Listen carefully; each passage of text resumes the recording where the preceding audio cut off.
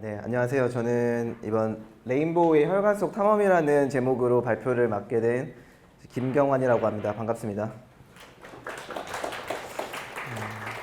좀 간략하게 제 발표에 대해 설명을 드리면은 아까 이전 시간에는 이제 강화학습의 전반적인 내용에 대해서 좀 이론적인 배경들을 좀 설명을 들었다면은 이제 저 같은 경우는 제가 직접 회사에서 이제 강화학습 관련 어플리케이션 적용하고 있는 부분을 좀 소개를 드리려고 합니다. 그래서 잠시만요. 네, 간단하게 제 소개를 드리면 이제 저는 메디픽셀이라는 스타트업에서 AI 리서치 엔지니어로 일하고 있고요. 이제 모두콘이니까 이제 모두의 연구소와의 좀 관계를 말씀드리면은 저는 플립스쿨 1기부터 시작을 해서 이제 강화학습 기초 수업을 들었고 이제 그 이후로 이제 플립스쿨 8기까지 쭉 계속 들어오면서 공부를 모두연에서 계속 했고요. 그다음에 이제 모두연에서 강화학습 관련 랩들을 좀 참여를 했었어요. 그래서 이제 여기에는 안 적었는데 이제 CTRL이나 아니면 케어랩이라는 거를 참여를 했었습니다. 네, 그래서 아까도 말씀드렸듯이 이번 발표는 이제 강화학습을 저희 회사에서 어떤 식으로 적용하고 있는지 어플리케이션에 관련된 내용을 할 거예요. 그래서 좀 이론적인 내용은 좀 많이 부족하고 오히려 좀 어떤 식으로 적용을 했고 좀 무슨 시행착오를 많이 겪었는지, 그러니까 좀 나쁘게 얘기하면은 어떤 삽질을 좀 많이 했는지 이제 그거에 대해서 제가 좀 소개를 해드리려고 합니다. 그래서 일단은 저희가 어떤 문제를 풀고 있는지 알아야겠죠. 저희가 어떤 문제를 풀고 있는지 알아야 되니까 이제 그거를 먼저 설명을 드리도록 하겠습니다. 그래서 이제 저희가 스타트업이다 보니까 이제 저희가 하는 일들을 이제 다들 모르시죠. 그래서 간단하게 설명을 드리면은 저희 회사에 미션이 있는데 제가 발표 준비하려고 대표님한테 물어봤어요. 저희 회사 미션이 뭐냐 했더니 AI를 의료에 접목해서 인류의 삶의 질을 높이는 헬스테커 기업이 되고 싶다 이렇게 말씀을 하시는 거예요. 근데 그 중에서 이제 저희가 포커싱하고 있는 부분은 이제 심혈관 질환의 진단 그리고 치료를 돕는 솔루션을 연구 개발하고 있습니다. 그러면 이제 심혈관 질환이 뭔지 좀 궁금하죠. 그래서 심혈관 질환이 뭐냐면은 저희 심장에 혈관들이 있을 거 아니에요. 저희 몸에는 혈관들이 다 있고 이제 저희 몸의 구조가 심장이 펌프질을 하면은 혈액이 온몸에 다 가서 영양소랑 산소를 공급하게 되는데 이제 그런 혈관이 심장에도 있어요. 그러니까 심장도 펌프질을 하려면 에너지가 필요하잖아요. 그래서 심장에 에너지를 공급하기 위한 심혈관이라는 게 존재해요. 그거 이름이 관상동맥이고요. 이제 거꾸로 보면은 이제 관처럼 생겼다, 그러니까 왕관처럼 생겼다고 해서 관상동맥이에요. 그래서 관상동맥이 있는데 이제 심혈관 질환은 뭐냐 하면은 이 관상동맥이 막히는 거예요. 관상동맥이 저희가 이제 기름진 음식을 먹는다든지 뭐 술을 많이 먹는다든지 하면은 노폐물이 쌓여서 이제 혈관이 막히게 되는 거죠. 그러면은 어떻게 되겠어요?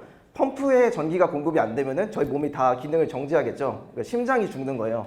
심장 근육이 죽는 거죠. 그래서 이제 협심증이나 심근경색 등을 발병시켜서 이제 나쁘게는 이제 최종적으로는 죽을 수도 있는 이제 그런 좀 위험한 병이에요. 그래서 이런 심혈관 질환을 치료를 하기 위해서 이제 저희가 어떻게 기술을 도입을 하고 있는데 이제 일반적으로 병원에서 심혈관 질환을 치료하는 방법이 여러 가지가 있는데 그 중에서 가장 많이 쓰는 게 심혈관 중재 시술이에요. PCI라고 많이들 얘기를 하는데 이제 뭐 여기 가슴을 째서 뭐 수술을 하는 방법도 있겠지만 그거 너무 어렵고 되게 힘든 작업이니까 보통 이제 팔이나 다리 쪽 동맥을 통해서 심장까지 이어지는 동맥을 통해서 와이어를 연결해서 치료를 하는 방법이에요. 그래서 보통은 일반적인 사람들 많이 알고 계신 게 스텐트 시술이라고 많이 알고 있어요. 스텐트 시술. 그래서 스텐트라는 도구를 사용하기 때문에 스텐트 시술이라고 하는데 치료는 어떻게 하냐면은 막힌 혈관이 있으면은 저쪽에 가이드 와이어를 배치를 시켜요. 그 다음에 그 가이드 와이어를 따라서 이제 벌룬이라는 도구랑 스텐트라는 도구를 이동을 시키고 이제 벌룬이라는 건 이렇게 쭉 풍선처럼 벌어지겠죠. 그러면은 막힌 부위를 벌려내는 거예요. 그러면은 여기 그림에서 보는 것처럼 이렇게 벌어지겠죠.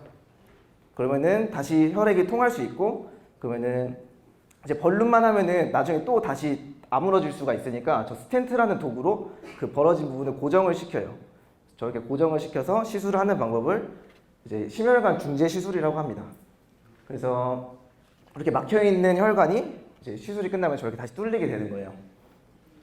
그래서 이렇게 심혈관 중재 시술을 이제 저희가 조금 더 엔지니어링을 해서 좀 더 좋게 만들고 싶은 거죠. 근데 이제 심혈관 시술의 좀 문제점이라고 하기보다는 좀 개선할 점이 좀 있어요. 개선할 점이 뭐냐면은 위에 보셨다시피 의사분들이 시술을 할 때 어떻게 하냐면은 엑스레이 영상을 계속 봐요. 왜냐하면 심장 안에를 볼 수 없으니까 엑스레이로 봐야겠죠. 엑스레이를 본다는 거는 의사들은 방사선에 계속 노출이 되는 거예요. 그러면은 이제 환자들은 한 번 할 수도 있겠지만 의사들은 매일매일 뭐 5명 이상의 환자들을 계속 시술을 하면은 당연히 건강에 부담이 되겠죠. 그리고 이제 PCI 시술이 좀 간편한 시술이라고 했는데 그래도 굉장히 어려워요. 왜냐면은 심장이라는 심장은 계속 펌프질을 하고 있고 거기에 와이어를 어쨌든 내가 원하는 위치까지 이동을 시켜야 되는데 그게 웬만한 숙련자나 아니면 손가락 컨트롤이 되게 좋으신 의사분이 아니면은 되게 어려운 거죠. 그래서 숙련도에 따라서 많은 차이가 생겨요. 그리고 방금 말씀드린 와이어라든지 스텐트, 그 다음에 벌룬 이런 것들이 굉장히 비싸요. 하나에 20만 원, 뭐 20만 원 이상 되기도 하고. 근데 사람 몸에 들어가는 거기 때문에 다 일회용이에요. 다 일회용. 그러면은 한번 이제 시행착오를 통해서 이 정도 벌룬이면 될 것 같은데 하고 넣었다가 안 되면은 또 다음 벌룬 넣는데 20만 원 나가는 거예요. 계속. 그러면은 숙련도가 굉장히 중요하겠죠. 그래서 그런 문제가 좀 있고, 그 다음에 긴 시술 시간이라고 써놨는데 일반적으로는 PCI가 그렇게 오래 걸리진 않아요. 1시간, 1시간 이내로 걸리는데 이제 조금 어려운 시술 부위 같은 게 있어요. 뭐 분지 부분에 막히는 게 생긴다든지 그러면은 스텐트 시술로는 굉장히 어렵거든요. 이제 그런 부분까지도 좀 어떻게 보면 자동화를 하면은 굉장히 편해지겠다. 의사분들도 편해지고 환자분들도 편해지고. 그래서 저희가 좀 개선을 하려고 하고 있습니다. 그래서 자동화를 한다는 건 어쨌든 로봇을 사용하는 건데 매니플레이터를 사용하는 거죠. 로봇이라고 하기에는 좀 너무 거창하고 매니플레이터를 사용하는데 기존의 의사분들이 저렇게 와이어를 회전시키던지 전후진시키던지 왔다 갔다 시켜요. 그 동작을 이제 이 매니플레이터로 저희가 재현을 하는 거예요. 그래서 회전 동작이랑 트랜슬레이션 동작 이렇게 로봇으로 재현을 하고 이제 얘로 자동화를 시키겠다 하는데 그러면은 이제 저희 문제가 좀 바뀌게 되는 거죠. 그래서 저희 이 심혈관 시술 절차 중에도 제가 아까 계속 포인트 부분만 얘기를 했지만 전체적인 절차를 다 쓰면은 이렇게 돼요. 뭐 진단도 해야 되고 내가 지금 무슨 시술 도구를 써야 되는지 의사가 판단을 하고 뭐 그런 일련의 절차가 있는데 저희는 그 중에서도 가이드와이어 내비게이션만 한번 풀어보자. 저 로봇을 이용해서 와이어를 병변 부위까지 위치시키는 것만 한번 해보자. 이제 이렇게 문제를 좁혀 나갈 수가 있어요. 그래서 이제 저희가 풀고 싶은 문제는 그럼 로봇을 이용해서 가이드와이어를 병변 부위까지 이동시키자. 이제 이런 문제를 풀고 싶은 거예요. 그럼 이제 이걸 어떻게 풀까요? 그러면 일반적으로 생각했을 때 로봇 하면은 당연히 기존 고전 제어가 있잖아요. 굉장히 많이 연구가 된 고전 제어 분야가 있는데 그런 고전 제어로 이 와이어를 컨트롤하는 거는 풀기가 굉장히 어려워요. 왜 그러냐면은 저도 제어 전공을 안 해서 약간의 오류가 있을 수 있지만 좀 설명을 드리면은 와이어라는 게 굉장히 플렉서블해요. 되게 유연하고 그 다음에 사람 몸에 들어가는 와이어잖아요. 이게 와이어가 너무 단단하거나 이게 와이어가 결국 철사인데 단단하면은 당연히 혈관을 뚫어버리겠죠. 그러면 안 되잖아요. 그래서 끝부분이 굉장히 부드럽게 만들어져 있어요. 끝부분이 굉장히 부드럽고 되게 힘이 없어요. 왜냐하면 왼쪽 오른쪽 다 들어가야 되니까 힘이 없고 그리고 이제 이건 직접 보셔야지 좀 더 이해가 빠르실 텐데 와이어가 이렇게 꺾여져 있어요. 갈고리 모양으로. 왜 그러냐면은 저희는 멀리서 이쪽 팔이나 다리에서 와이어를 밀어낼 텐데 얘가 분지 구간에 들어가려면은 일직선으로만 돼 있으면 또 혈관을 뚫어버리겠죠. 그러니까 조금 더 휘어 있는 상태에서 왼쪽으로 휘게 세팅을 하면 왼쪽으로 가고 이렇게 돌려서 오른쪽으로 세팅하면 오른쪽으로 가고 이런 식으로 시술을 하게 돼 있어요. 그래서 굉장히 너무 부드럽고 이게 단단한 물체가 아니기 때문에 그냥 제어로 보통 문제를 풀 때는 어떤 이 물체가 어떻게 움직일지를 모델링을 해야지 제어로 문제를 풀기가 쉬운데 굉장히 어려운 거죠. 그리고 두 번째로는 저희가 혈관을 통해서 와이어를 이동시키는데 사실 그냥 혈관에 넣지 않고 카테터라는 관을 먼저 넣어요. 카테터라는 관을 먼저 넣고 그 다음에 그 안에 와이어를 넣게 돼 있거든요. 그러면은 당연히 그 관 안에서 와이어가 마찰이 생기겠죠, 계속. 근데 마찰이 어디 생길지 몰라요. 왜냐면 사람 몸인 다 다르게 생겼기 때문에 마찰이 어디 생길지 몰라요. 그래서 결과적으로 모델링 하기가 되게 어렵다는 거죠. 기존 제어로 풀려면은 모델링이라는 절차가 무조건 필요한데 그 모델링이 굉장히 어렵기 때문에 강화학습이 아니고 기존 제어 방법으로 풀기가 어렵다. 그래서 저희가 어떻게 접근을 했냐면은 이제 리서치를 좀 해보니까 강화학습으로 일단 로봇 제어하는 연구가 되게 많았어요. 강화학습으로 로봇을 제어하는 연구가 많았고 그 다음에 이제 아까 얘기했던 플렉서블 문제랑 비슷하게 디포머블 오브젝트라는 문제가 있어요. 뭐냐면은 천이에요, 천. 천도 굉장히 흐물흐물거리죠. 얘도 로봇으로 제어하려면은 되게 힘들겠죠. 예를 들어 로봇팔로 얘를 뭐 빨래 건조대에 널어 놓는다든지 이런 거는 똑바로 널기가 굉장히 힘들거든요. 왜냐면 리지드한 물체가 아니기 때문에. 그래서 근데 요거를 강화학습으로 되게 풀어보자는 접근이 있고 어느 정도 성과가 나온 그런 사례들이 있었어요. 그래서 이제 문제가 이렇게 바뀌는 거죠. 그럼 가이드와이어 병변 부위로 제어를 시킬 건데 그 제어를 강화학습 에이전트로 해보자. 이렇게 저희가 풀고자 하는 문제가 정의가 됐습니다. 그래서 저희는 이런 이유 때문에 강화학습을 사용하게 됐고요. 그럼 이제 강화학습을 학습을 시켜야 되잖아요. 강화학습 RL 에이전트를 학습을 시켜야 되는데 이게 굉장히 준비할 게 많더라고요. 보통 강화학습을 입문을 하시면은 보통은 막 아타리 게임이라든지 뭐 카트폴 이런 짐 환경으로 하는데 이제 그건 소프트웨어 환경이고 저희는 그 학습을 하려면은 사람 몸에다가 한 수십 번 쑤셔봐야 되나? 이런 생각이 먼저 들죠. 근데 그거 말이 안 되잖아요. 그거는 저희 뭐 독일 생체 실험도 아니고 그래서 환경을 구성해야 되는데 이제 그거에 대한 고민을 좀 했어요. 그래서 어떻게 했냐면은 이제 실제 의사들이 보는 화면은 이래요. 그러니까 아까 또 사실 좀 다른 게 실제로 혈관 길이 다 안 보여요. 왜냐면은 조영제를 한 번 쏠 때만 보이는 거예요. 조영제를 계속 쏠 수가 없어요. 왜냐면 사람한테 약간 부작용이 있기 때문에 조영제 한 번 쏠 때만 길이 보이고 그 다음에는 허 벌판에 와이어만 둥둥 떠다니는 거를 보고 의사가 시술을 하는 거예요. 그래서 이런 절차를 거쳐요. 의사들은 이런 절차를 거치는데 이제 저희가 일단 이거는 굉장히 어려운 문제고 저희가 조금 더 간략한 문제로 만들어야겠죠. 간략한 문제로 만들려고 실제에서는 할 수가 없으니까 저희 혈관 모형을 일단 이용을 했어요. 혈관 모형 그 중에서도 이제 3D 혈관 모형도 있고 2D 혈관 모형도 있는데 이제 제일 처음에 쉬운 걸로 2D 혈관 모형을 이용해서 저희가 학습을 시켜보기로 했어요. 그래서 2D 혈관 모형은 이렇게 생겼고 심혈관 아까 얘기했던 관상동맥이라는 게 저렇게 RCA, ACA라는 이름으로 의학적 용어로 붙여져 있는데 그거를 그대로 재현해 놓은 혈관이에요. 오히려 일반적인 심장보다 조금 더 어려워요. 왜냐하면 병변들이 다 만들어져 있기 때문에 조금 어려운데 어쨌든 2D니까 그리고 혈액이라는 것도 없고 박동도 없으니까 조금 문제가 쉽죠. 저희 입장에서는. 그래서 이런 2D 혈관 모형에다가 이제 저희는 리얼 환경을 만들 거예요. 그러니까 시뮬레이터를 만드는 것보다 리얼 환경을 만드는 걸 선택을 했어요. 왜 그러냐면은 아까도 얘기했듯이 그 가이드와의 움직임을 모델링하기가 너무 힘들어요. 그러니까 모델링을 해야지 결국 시뮬레이터를 만들 수 있는데 어차피 모델링이 잘 안 된 시뮬레이터로 학습을 해봤자 리얼에서 적용을 하면은 당연히 안 되겠죠. 그러니까 저희는 좀 리얼에서 환경을 만들고 그 환경을 가지고 학습을 시키기로 했어요. 근데 그냥 이런 방 안에다가 환경 설치하면은 이제 뭐 사람이 문 열었다 닫았다면 빛 들어오고 바람 불고 이러면은 외부 환경이 너무 많잖아요. 원래 실험의 기본이 세팅을 계속 고정시키는 게 실험의 기본이잖아요. 그래서 저희가 회사 사무실에 암막을 만들어 가지고 저 안에서 실험 그 환경을 세팅을 했습니다. 최종적으로는 이렇게 세팅을 했고 저희 기계가 있고 그 다음에 혈관이 여기 있고 아까 얘기했던 관 넣는다고 했잖아요. 카테터라는 관을 이렇게 놓고 그 안에 가이드 와이어가 들어가도록 이렇게 세팅을 했습니다. 그래서 아까 위에서 봤던 의사 시술 과정을 그대로 강화학습 실험 사이클로 옮겨보면은 이렇게 생기는 거예요. 강화학습 조금 하신 분들은 눈치채실 수도 있지만 약간 MDP 그 그림이랑 좀 비슷하죠. 스테이트 액션 이렇게 구성을 할 수 있어요. 그래서 이제 환경을 좀 구성했으니까 학습을 시킬 수가 있는 거죠. 그래서 이런 환경에서 학습을 시킬 건데 그러면 이제 두 번째 문제가 나왔죠. 그러면은 강화학습 알고리즘 뭐 쓸래? 약간 이런 문제가 남아 있어요.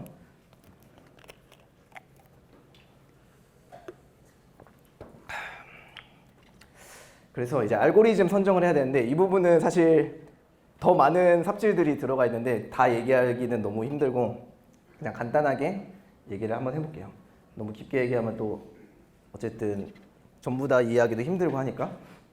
그래서 저희가 알고리즘을 고르려고 리서치를 좀 했는데 주로 매니플레이터는 컨티뉴어스 스페이스로 생각을 하고 그 다음에 컨티뉴어스 액션에서는 폴리시 그레디언트라는 알고리즘을 많이 써요. 뭐 주로 많이들 얘기하는 액터 크리틱 알고리즘이죠. 그리고 저희가 아까 얘기했듯이 시뮬레이터를 안 쓸 거기 때문에 온폴리시도 어렵고 그다음에 심투 리얼도 어려워요. 그래서 오프 폴리시 알고리즘을 선택하기로 했어요.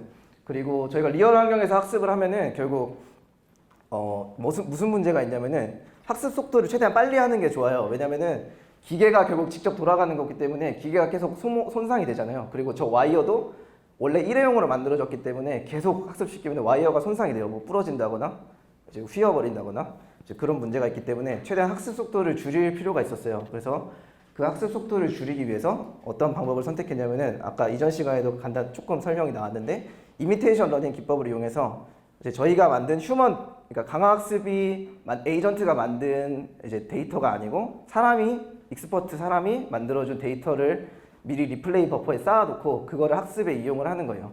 그러면은 사람이 조금 답을 알려주는 거죠. 사람이 조금 답을 알려줘서 학습 속도를 조금 더 빠르게 해보자. 자, 앞에 이 강화학습 에이전트, 모델 프리 에이전트가 삽질하는 거를 조금 더 줄여보자. 이렇게 접근해서 휴먼 데몬스트레이션도 써보자. 이렇게 생각을 했어요.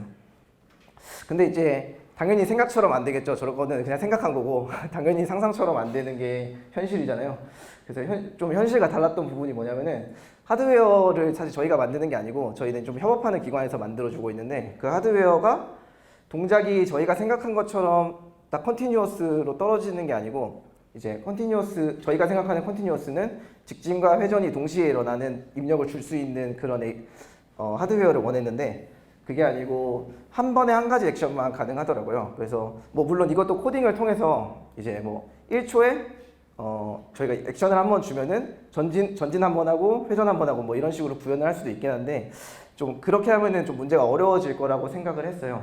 그래서 좀 동시 입력이 없었다. 왜냐하면 컨티뉴어스 액션이라는 거는 동시 액션이 필요하다고 생각을 했는데 동시 액션이 없었고 그 다음에 데모를 생성해야 되는데 그 데모를 잘 만들어야 당연히 얘가 잘할 거잖아요. 근데 컨티뉴어스 액션일 경우 데모를 만들기가 좀 어려울 것 같다고 생각했어요. 왜냐면 예를 들어서 뭐 조이스틱을 하나 사와가지고 조이스틱으로 조정을 해야 되나? 약간 이런 생각도 해보고 어쨌든 컨티뉴어스라는 거는 저희가 직접 마이너스 1에서 1 사이에 뭐 액션이 있다 뭐 이렇고 액션의 범위가 굉장히 크잖아요. 그래서 그거를 정교하게 우리가 데모를 만들어 줄 수 있을까? 이제 보통은 제어 문제에서 저 데모를 사용할 때 역기구하기라는 걸 이용해서 실제 액션을 만들어내요. 그냥 로봇의 액션을 만들어내 버리거든요. 근데 저희는 그렇게 할 수가 없으니까 직접 우리가 입력을 해서 줘야 되는데 그거를 어떻게 하지? 라는 생각을 했어요. 그래서 키보드 입력으로 했으면 좋겠는데 컨티뉴어스 액션을 키보드 입력으로 만들기가 어렵겠다 이렇게 생각을 했어요. 그래서 조금 생각을 전환을 했는데 당연히 로봇 제어하면은 이제 컨티뉴어스 액션이랑 폴리시 그레디언트를 쓰자 이렇게 단순하게 생각을 했었는데 어차피 동시 액션 없으면은 그냥 디스크릿 액션으로 접근해도 그 어차피 액션의 스케일만 저희가 좀 고정을 해주고 그거를 많이 반복시켜 버리면은 컨티뉴어스처럼 동작을 할 수 있으니까 디스크릿 액션으로 좀 접근을 해보자. 이렇게 하면은 저희가 키보드 입력으로도 좀 분명 기계가 동작하는 것보다 좀 느리겠지만 저희가 눌러서 액션을 충분히 만들 수 있을 거라고 생각을 했어요. 그래서 디스크릿 액션 스페이스로 가고 그럼 알고리즘은 뭘 할 거냐 하면은 모두가 많이 알고 있는 이제 DQN이라는 게 있는데 그 중에서도 이제 DQN 중에서도 좀 많이 발전된 형태가 있어요. 그게 레인보우 DQN이라는 거예요. 그래서 레인보우 DQN이랑 이제 데몬스트레이션을 사용하는 알고리즘 이름이 from demonstration이에요. 그래서 레인보우 DQN from demonstration이라는 알고리즘을 섞어서 사용을 하기로 했습니다. 그래서 저희 발표 제목이 레인보우의 혈관속 탐험이에요.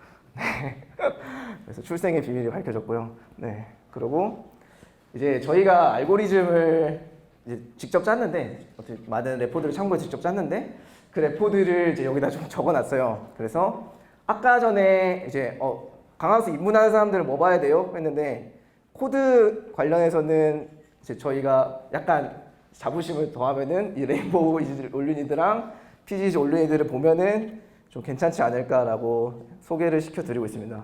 그래서 저희가 이제 논문에 대한 내용이랑 이제 코드를 주피터로 쭉 짜놔가지고 이제 중간중간 설명도 잘 써놨고요. 그래서 모르는 부분이 있으면 이제 직접 GitHub에 이슈를 남겨주시면은 이제 저희가 어떻게 답변을 해드리고 할 테니까 여기에서 쓰면 되고 이제 메뉴에 있는 RL 알고리즘스는 저희가 직접 학습할 때 쓰고 있는 되게 큰 알고리즘 모듈이 프레임워크라고 하면 좀 거창한데 어쨌든 저희가 서브 모듈로 쓰고 있는 이제 래퍼예요. 그래서 보통 이제 요즘 유튜브 많이 보잖아요. 이제 유튜브 많이 보면은 구독과 좋아요를 해달라고 하는데 이제 저희 개발자들은 그렇게 얘기 안 하죠. 이제 보통 스타로 많이 얘기하잖아요. 스타로. 그래서 와서 스타 찍는 거 되게 어렵지 않거든요.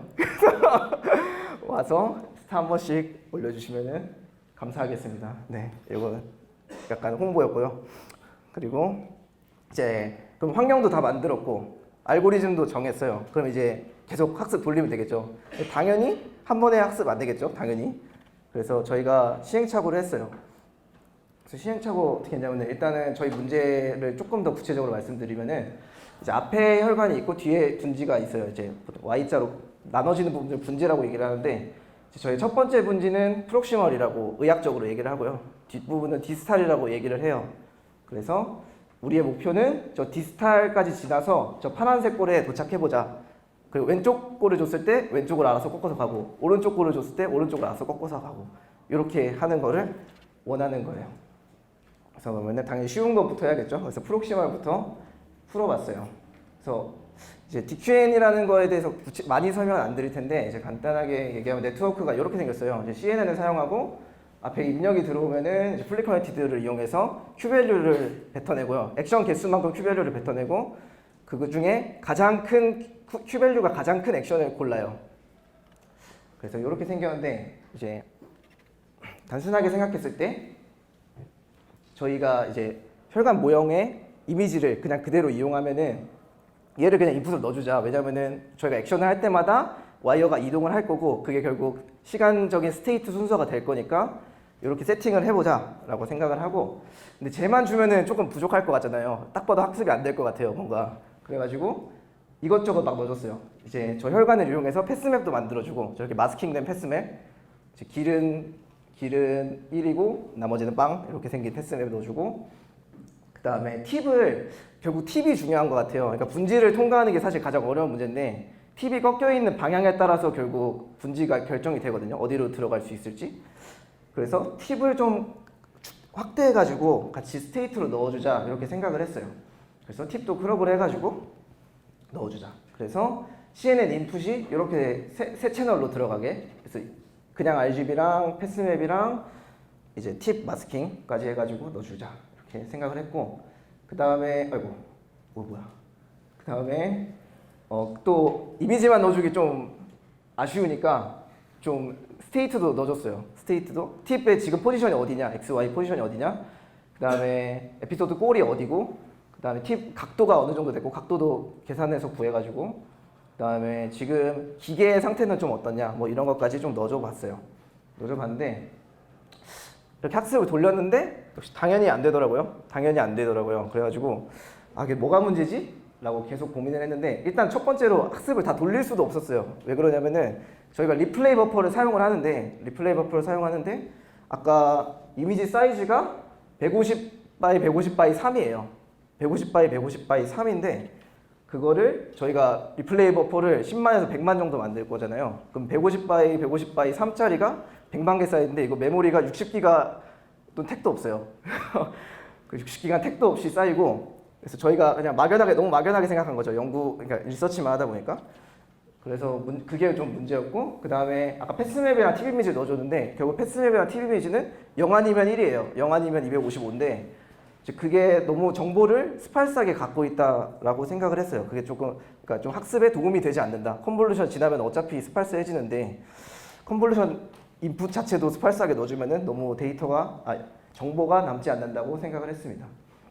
그래서 이제 스테이트를 개편을 하기 시작했어요. 스테이트를 개편을 했는데 요 지금 스텝 0, 스텝 1, 스텝 2를 봤을 때 어디가 바뀌었는지 혹시 보이시나요? 좀 어디가 바뀌었는지 안 보이죠? 이게 보시면은 지금 빨간색으로 체크해도 잘 안 보이는데 와이어가 조금 전진한 거예요. 그러니까 무슨 얘기를 하고 싶냐면은 이 전체 화면을 주면은 얘가 에이전트가 액션을 했을 때 스테이트 변화를 가지고 학습을 하고 싶은데 스테이트가 픽셀로 따지면 요만큼 바뀌는 거예요. 1, 2픽셀밖에 안 바뀌어요. 그래서 이거를 내가 액션을 했을 때 변했다고 이해를 할 수 있을까? 강학수 에이전트가? 학습이 될까? 라는 생각이 드는 거죠. 너무 적은 부분을 차지하니까. 그래서 어쨌든 저 팁이 가장 중요한 거니까 그렇게 하지 말고 팁 기준으로 좀 크롭한 이미지를 스테이트로 써보자 이렇게 생각을 했어요. 그래서 이러면은 무슨 문제가 되냐면은 슈퍼마리오 게임 아시죠? 슈퍼마리오 게임 해보시면은 캐릭터가 움직이면은 화면도 같이 움직여요. 그러니까 지금 이 문제에서는 와이어가 전진하면은 그 와이어에 따라서 화면이 이렇게 움직이는 게임이 되는 거예요. 와이어가 움직이면. 그래서 얘가 전진을 하면은 이 크롭 이미지도 조금씩 따라오겠죠. 크롭 이미지도 조금씩 따라와서 이렇게 하면은 팁도 확실하게 보이고 내가 스테이트를 보고 액션을 선택을 했을 때 다음 스테이트가 얼마나 변했는지도 좀 정확히 보이겠다. 이렇게 생각을 했어요. 그래서 그리고 실제로 저 슈퍼마리오 게임도 실제로 학습을 할 수가 있잖아요. 그러면 우리 문제도 충분히 학습을 할 수 있겠다. 약간 이렇게 생각을 했습니다. 그래서 이미지 사이즈가 굉장히 작아졌죠. 원래는 150x 150으로 리사이즈를 한 거였는데 그냥 1920, 1080에서 팁 부분만 84x 84로 자를 수가 있어요. 그러면은 이 정도 크기로 나와요. 이 정도 크기로. 그러면 84x 84는 보통 DQN 논문 보면은 아타리 게임을 84x 84 이미지를 이용해서 풀거든요. 그래서 논문에서도 당연히 잘 됐으니까 우리 문제도 잘 되겠지 이렇게 생각을 한 거예요. 그래서 이미지 사이즈도 많이 줄어들어서 이제 메모리도 터질 일이 없고 액션에 따른 스테이트 변화가 분명해진 거죠. 그 다음에 근데 또 저렇게만 놓으니까 조금 아쉬웠어요. 그래가지고 전처리를 좀 했어요. 전처리를 좀 해가지고 샤프닝이라는 기법이랑 그 다음에 패스맵을 오버레이 해가지고 좀 확실하게 이게 길이고 이게 팁이야 그리고 나머지는 벽이야 이렇게 알려줄 수 있게 스테이트를 좀 많이 손봤어요. 이 정도면은 강화학습 에이전트가 아무리 바보라지만 이 정도는 할 수 있지 않을까? 이렇게 생각을 한 거죠.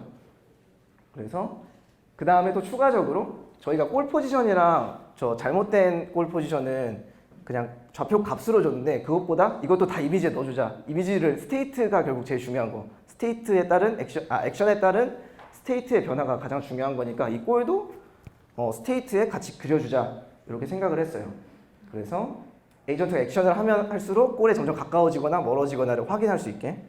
그래서 이렇게 했더니 이제 이미지는 84x 84x 1이 됐는데 DQN에서 이제 프레임 스태킹이라는 기법이 있어요. 이제 이전 스테이트를 몇 개 넣어주는 거예요. 이제 시간적인 정보를 줄 수 있게. 그래서 84x 84x 4를 저희가 넣어주게 됐고요.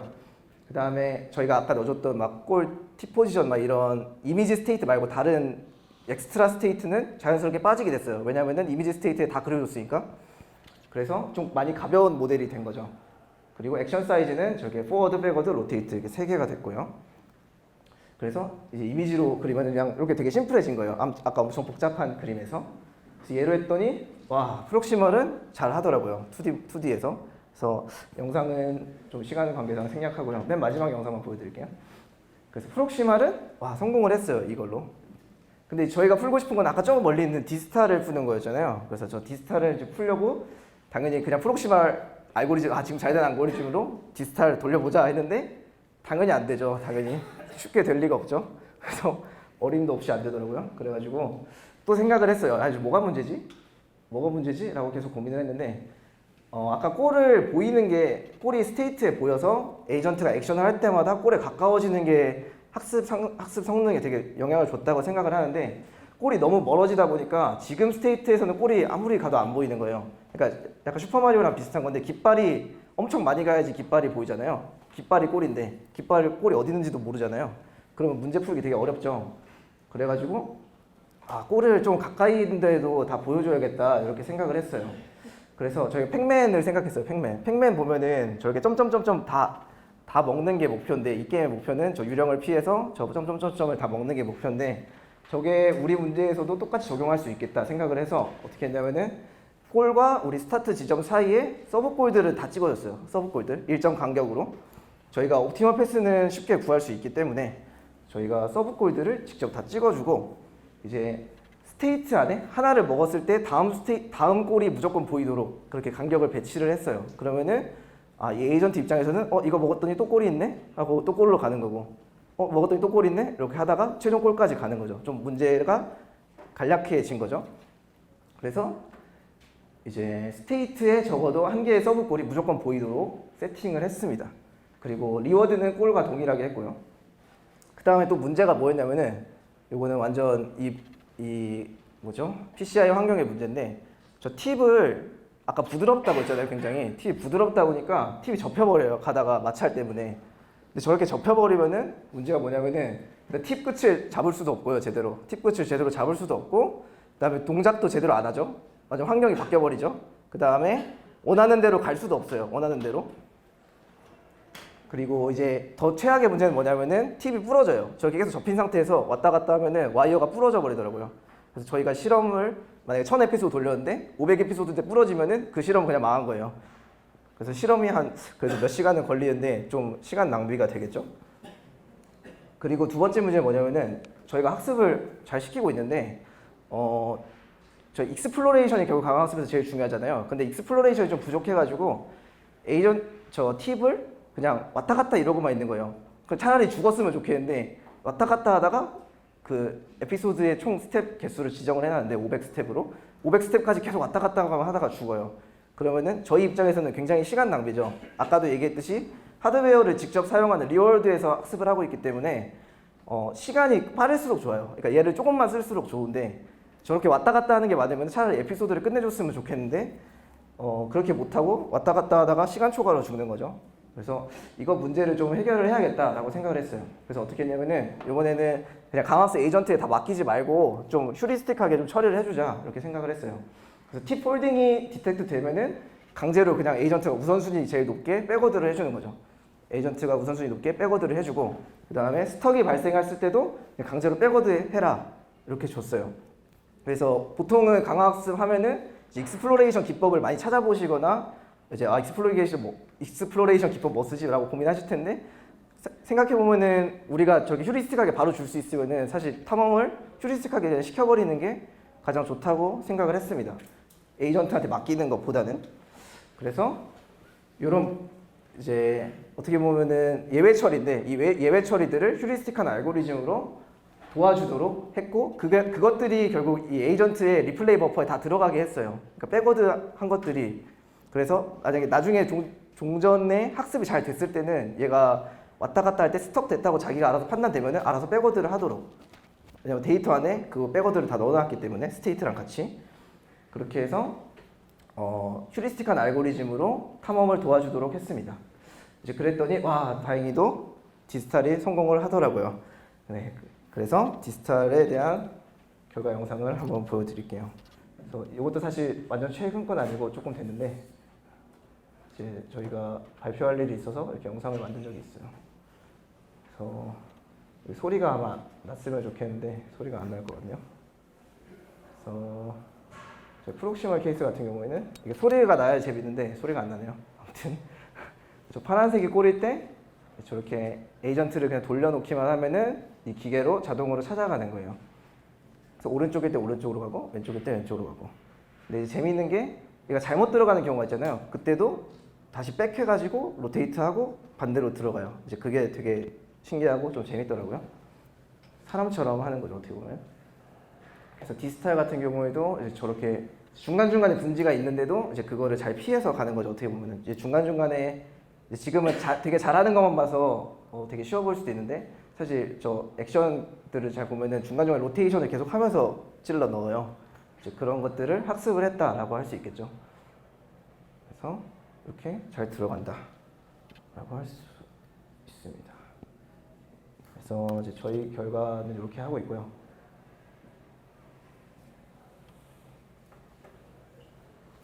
그래서 이제 좀 저희가 이제 이 실험을 학습을 하면서 좀 느꼈던 것들을 좀 정리를 해봤는데요. 이제 뭐냐면은 일단 에이전트가 저거 비전을 이용해서 보통 딥러닝을 이용한 RL 알고리즘을 쓸 때 비전 데이터를 주로 이용을 하는데 비전 인풋을 할 때 비전 인풋을 굉장히 잘 만들어 줘야 되는구나. 이 비전 인풋에 최대한 많은 정보를 담아야 되겠구나. 요거를 하나 알게 되었고요. 그 다음에 에이전트가 뭐 탐험하거나 데이터를 모을 때 결국 모델 풀이 알고리즘이니까 데이터를 모으는 동작이 필요한데 그때 그냥 익스플로레이션 알고리즘에 맡기는 게 아니고 좀 휴리스틱한 저희가 직접 해줄 수 있는 거는 직접 알려줘서 데이터에 넣어주는 게 오히려 도움이 된다. 그리고 이거는 되게 부차적인 건데 제가 되게 게임을 좋아해서 강화학습을 하게 됐는데 강화학습으로 문제를 풀다 보니까 아까 뭐 팩맨이라든지 슈퍼마리오라든지 생각을 하면서 좀 게임같이 설계를 해야지 강화학습이 좀 잘 푼다라고 좀 생각이 들었어요. 그래서 이 환경을 어떻게 하면은 조금 내가 쉽게 풀 수 있는 게임으로 설계를 할 수 있을까? 좀 그런 식으로 생각을 하는 게 도움이 됐습니다. 그리고 실제로 저희가 짐이나 아타리 같은 게임에서 결과를 보통 논문들이 나오잖아요. 어떤 게임에서 뭐 성과를 냈다. 그래서 그 알고리즘을 결국 실제 환경에 적용하려면은 좀 그 게임 환경이랑 비슷하면 비슷할수록 잘 되겠죠. 이미 증명된 결과니까 그거는. 그래서 좀 그런 쪽으로 생각을 많이 하면은 도움이 되더라 이렇게 생각을 했습니다. 그래서 이제 저희의 이제 이거는 회사 그건데 저희가 이제는 이제 2D는 좀 많이 풀었다고 생각을 해서 3D 혈관에다가 해보고 있어요. 3D 혈관에다가 지금 요거는 진짜로 엑스레이 찍은 거예요. 3D 혈관 가지고 가가지고 병원에서. 그래서 이 엑스레이 찍은 걸로 패스맵을 직접 따보고 뭐 이런 실험을 해서 이 패스맵만 있고 그다음에 가이드 와이어를 저기다 정합을 해줄 수만 있으면은 우리가 2D 혈관에서 풀었던 문제랑 결국 똑같은 문제겠구나라고 생각을 해서 이런 정합 문제를 풀고 이제 그 다음에 뭐 박동 문제도 풀어보고 이렇게 진행을 할 생각입니다. 네, 그래서 제 발표는 여기까지고요. 네, 혹시 질문 있으시면은 제가 답변해드리도록 하겠습니다. 네.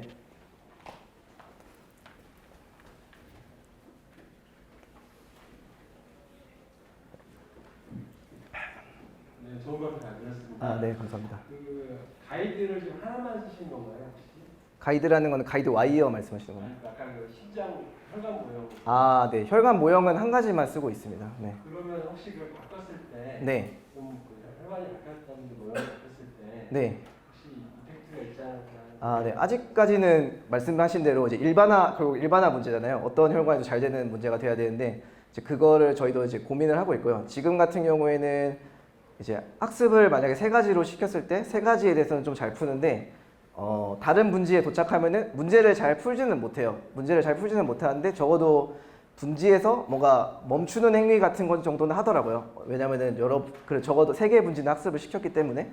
그래서 일반화 기법을 조금 더 많이 사용을 하면은 그런 문제도 조금 풀 수 있지 않을까? 그래서 저희도 아직 연구를 하고 있습니다. 네. 네. 네.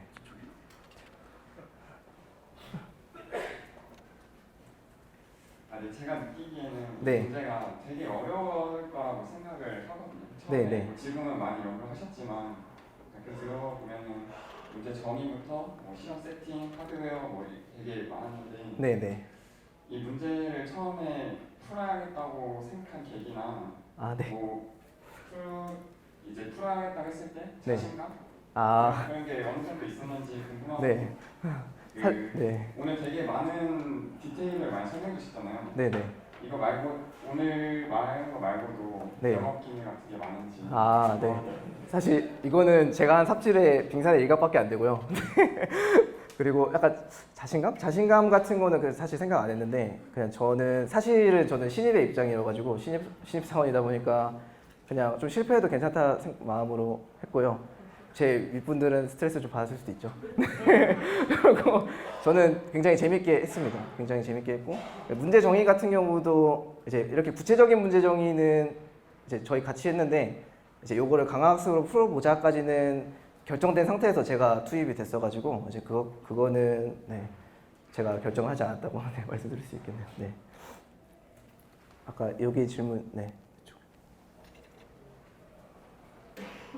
잘 들었습니다. 네. 근데 아까 그 문제 중에 하나가 그 사진을 지금은 비전 카메라로 계속 찍고 있잖아요. 네. 진짜 실제 상황은 요용제를 투입했을 때만 잠깐 보이다가 없어지잖아요. 네, 맞습니다. 그런 문제는 어떻게 해결하려고 고민을 하고 계신지. 네, 이게 약간 영업 기밀인데 이렇게 좀 간략하게 말씀드리면은 아까 엑스레이 있잖아요. 요게 엑스레이가 저희가 일반적으로 알고 있는 엑스레이 한 장만 찍는 게 아니고 이렇게 C자형으로 생겼어요. 엑스레이가. 그래서 이렇게 돌릴 수가 있거든요. 그래서 제일 잘 보이는 각도로 일단 돌릴 수가 있고요. 그리고 저희가 생각하는 거는 조영제를 넣었을 때 가장 의사 선생님들이 알고 있는 가장 기준이 되는 패스맵이 있어요. 가장 기준이 되는 패스맵. 그거를 하나 고정을 해놓고 그다음에 그 다음부터는 이제 와이어만 보일 건데 그 와이어를 이제 이 기준 패스맵에 정합하는 식으로 이제 이 정합을 엄청 잘해야겠죠. 정합하는 식으로 해서 저희가 2D 혈관에서 봤던 것처럼 그 에이전트 입장에서는 2D 혈관에서 봤던 것처럼 패스맵에 그 정합된 와이어가 있는 형태로 만들어서 학습을 시켜보려고 합니다. 네. 잘 들었습니다. 질문이 혹시 저거 네. 지금 원래 시작이 나와도 전임상부터 임상, 입상, 이상 3상에 거쳐서 네. 행위하지만 실제로 약을 판매를 하게 되는데 네네네. 저거는 실제 적용할 최종 목표가 네. 어떻게 되는지. 그거는 대표님이 아실 것 같고요. 네. 네네. 왜 이 질문을 하게 되냐면 네네. 실제로 이렇게 저렇게 모형을 만들고 서브콜을 찍어줘서 이렇게 학습을 시켰는데 실제 뭐 사람을 적용해 동물에 적용한다고 할 필요가 맞습니다. 같은 실제 환경하고 모형 환경 많이 스테이트가 다르잖아요. 네. 그런 부분들을 어떻게 검증하고 네. 최종적으로 어떻게 적용할 건지. 그래서 지금 그냥 제일 가까운 계획만 말씀드리면은 이제 동물 실험을 진행할 예정이에요. 동물 실험도 좀 자주 진행을 해가지고 이제 동물 혈관에서 이게 잘 동작하는지 먼저 확인한 다음에 아마 그 임상 실험도 중간중간 있을 것 같은데 그거는 제가 뭐 정확하게도 모르고 저도 구상이 잘 안 돼 있어서 대표님이 아마 아시지 않을까? 그래서 이거 프로젝트 자체는 단기적으로 보는 거 아니고 왜냐면은 사람 몸에 들어가는 거는 인식이라는 게 필요하기 때문에 굉장히 길게 걸리잖아요. 그래서 이 프로젝트 자체 되게 길게 보고 이제 임상 뭐 테스트 뭐 병원 의학 쪽에서 뭔가 테스트 검증해야 될 게 있을 텐데 이제 그 순서대로 하지 않을까 싶습니다. 네. 네.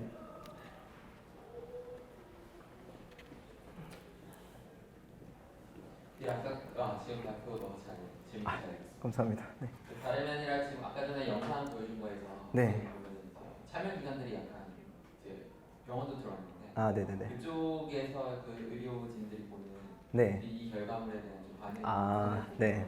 의료진들은 당연히 이게 되나 이러죠. 그러니까 왜냐하면 혈관에서 했기 때문에. 그러니까 완전 저희가 생각하는 거랑 문제를 완전 다르게 생각하세요. 그러니까 무슨 문제냐면은 의사분들이 보시는 거는 박동이 가장 문제라고 생각해요. 그러니까 저희도 똑같긴 한데 박동이 가장 문제인데 이 혈관은 고정돼 있지 않냐. 그래서 이게 잘 되나 이렇게 생각을 하시죠. 그래가지고 이제 저희는 이제 어떻게든 설득을 하고 있긴 한데 설득을 하고 그리고 저쪽 기술 쪽에서는 당연히 이런 문제 푸는 게 의미가 있는데 이제 의사분들 입장에서는 아직까지는 엄청 와닿진 않은데 이제 그쪽에 계신 좀 높으신 의사분이 좀 추진을 하고 있기 때문에 일단은 잘 가져가고 있습니다. 네. 네.